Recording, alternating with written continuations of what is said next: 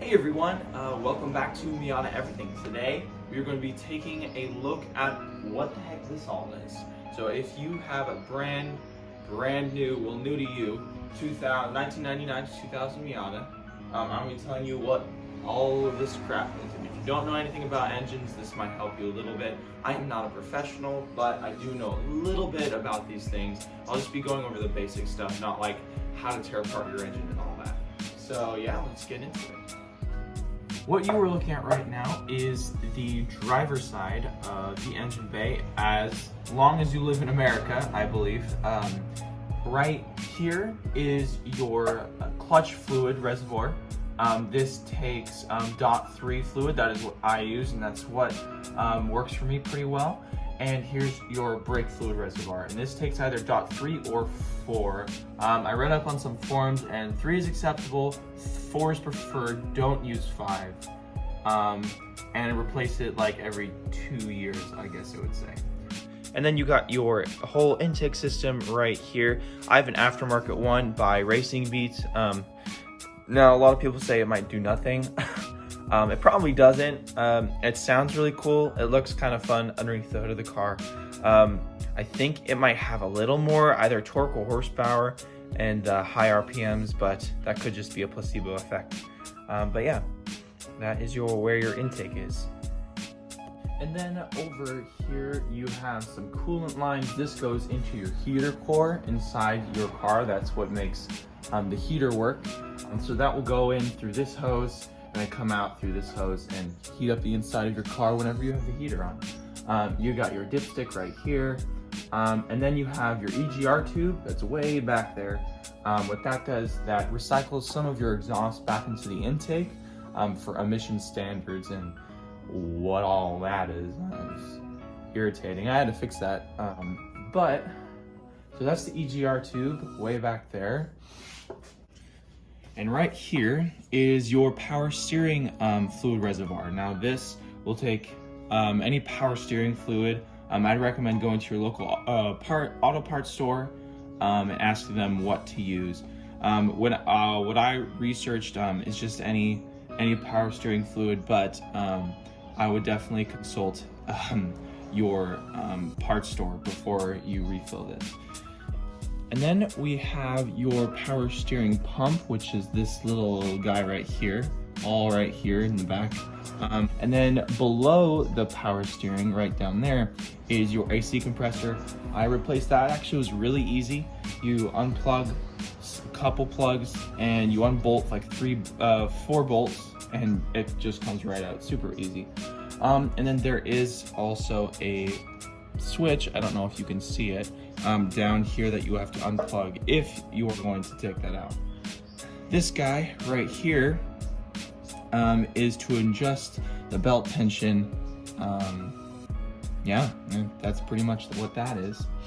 And then you got some oxygen sensors. There's one, if you can see my hand, there's one right here and then one way down there. I just recently posted a video about replacing one down there. This one is pretty easy to get to as well. And then you got your radiator right here. Usually this would all be plastic if you have a stock one. I would definitely recommend getting an aftermarket radiator because it just helps cool off your engine a lot easier, makes it a lot easier on your engine, and you know, it's metal and it won't explode like mine did. And then you have your radiator fans behind your radiator. One has a plug right in the back right here. So if you ever want to take that out, you have to unplug that, and I believe there's a plug right here for the other one.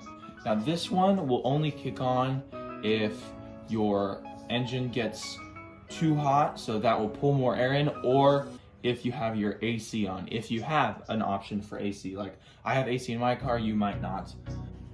All right, so now we're at the passenger side of the vehicle. You got a bunch of plugs right here. I believe the far right one is for a rod knock sensor, and that goes down there. The only reason why I know that is I had to take all of this off one time to fix a check engine light issue that I had, and I forgot to plug this one back in, and I thought I had rod knock because the check engine light switched to rod knock and I gave me a little heart attack. But yeah, so if you ever have a rod knock sensor go out, maybe check that plug, see if it's all the way plugged in. That'd be an awesome problem to have, just a unplugged plug.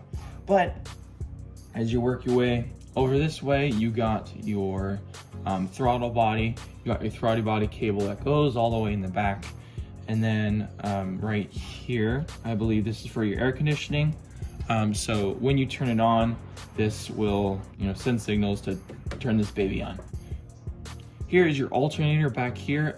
Pretty simple to see, pretty simple to adjust. There's 2 adjusting bolts right there and there.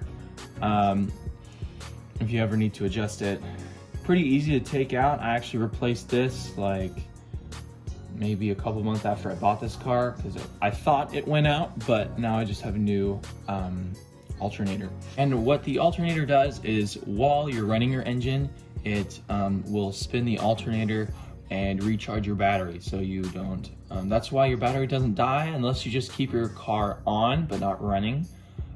This thing will charge your battery while your car runs. And as we make our way this way, we got our coolant overflow right here. So you just fill it up to this fill line. Now the coolant you use is, I use a 50-50 mix of coolant and water.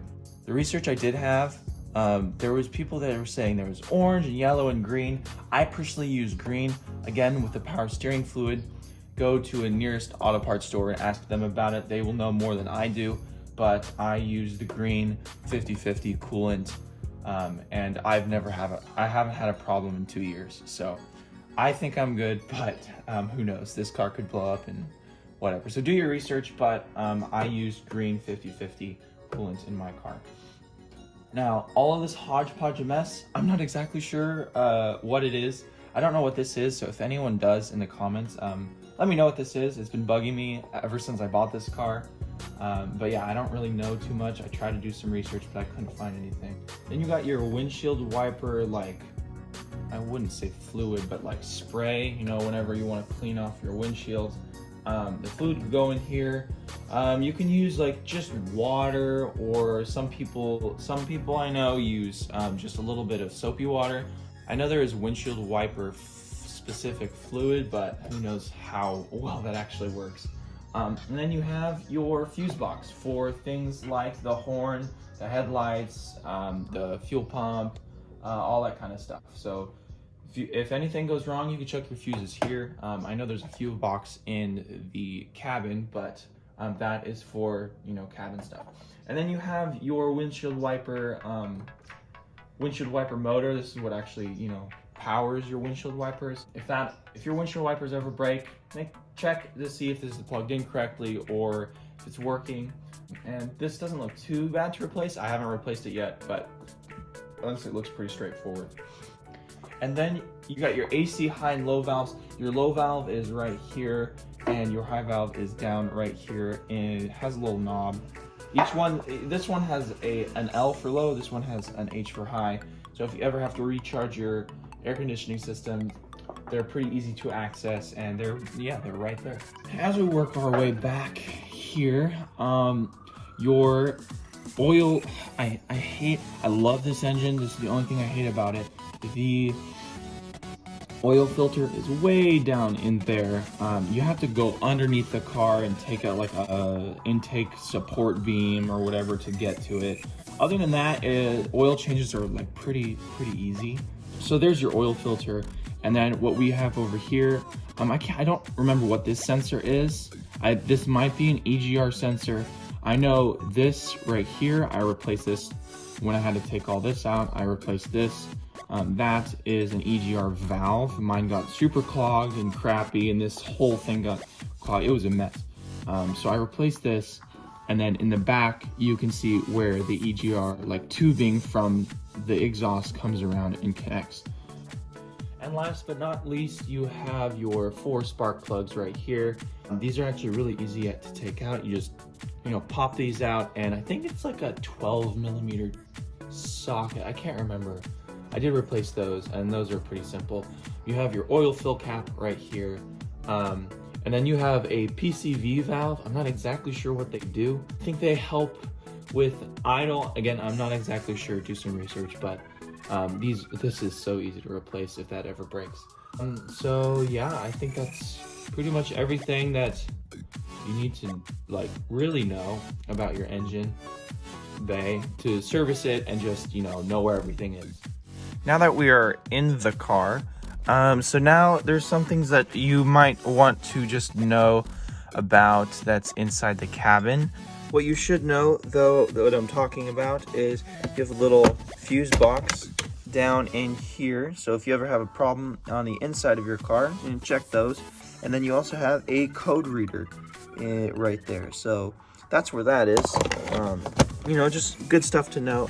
And also you have a hood latch, thing to open the hood.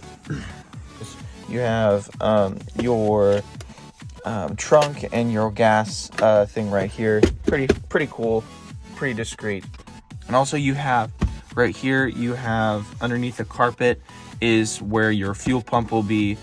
You lift all this carpet, there would be a panel right here. Take the panel off, and then you have another panel, smaller, where you'd pull out your fuel pump and you can replace it.